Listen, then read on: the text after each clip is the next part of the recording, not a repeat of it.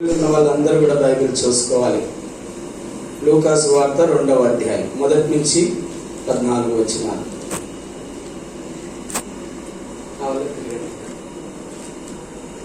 లూకాసు వార్త 2వ అధ్యాయము 1 నుంచి 14 వచనాలు.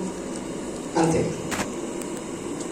ఆ దినములలో సర్వలోకమునకు ప్రజా సంఖ్య వ్రాయవలెనని కైసరు ఐగుప్తు వలన ఆజ్ఞ అయిన. ఇది క్విరేనియా సిరియా దేశమునకు అధిపతి అయినప్పుడు జరిగిన మొదటి ప్రజా సంఖ్య. అందరూ ఆ సంఖ్యలో వ్రాయబడుటకు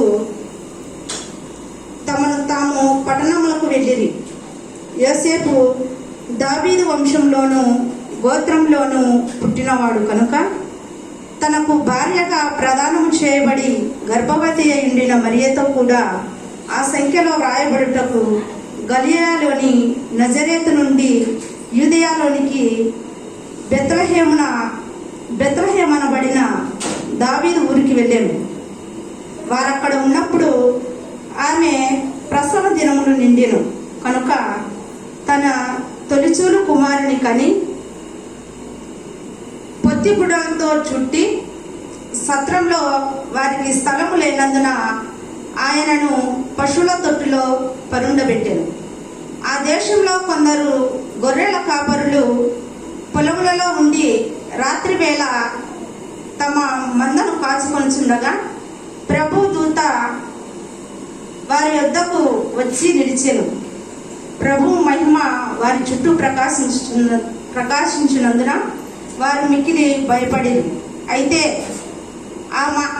ఆ దూత భయపడుకుడి, ఇదిగో ప్రజలందరికీ కలుగబోవు మహా సంతోషకరమైన సువర్తమానము నేను మీకు తెలియజేయుచున్నాను. దావీదు పట్టణమందు నేడు రక్షకుడు మీ కొరకు పుట్టి ఉన్నాడు. ఈయన ప్రభువైన క్రీస్తు. దానికి ఇదే మీ కారణాలు. ఒక శిశువు పొత్తిగుడ్డలతో చుట్టబడి ఒక తొట్టిలో పండుకొని ఉండుట మీరు చూచెదరని వారితో చెప్పాను. వెంటనే పరలోక సైన్య సమూహము దూతతో కూడా నుండి సర్వోన్నతమైన స్థలములలో దేవునికి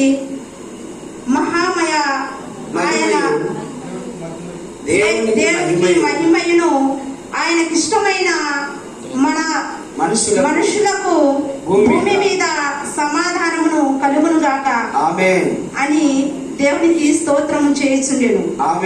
ఈ వాక్యం దేవుడు దీవించి ఆశ్రయించును గాక.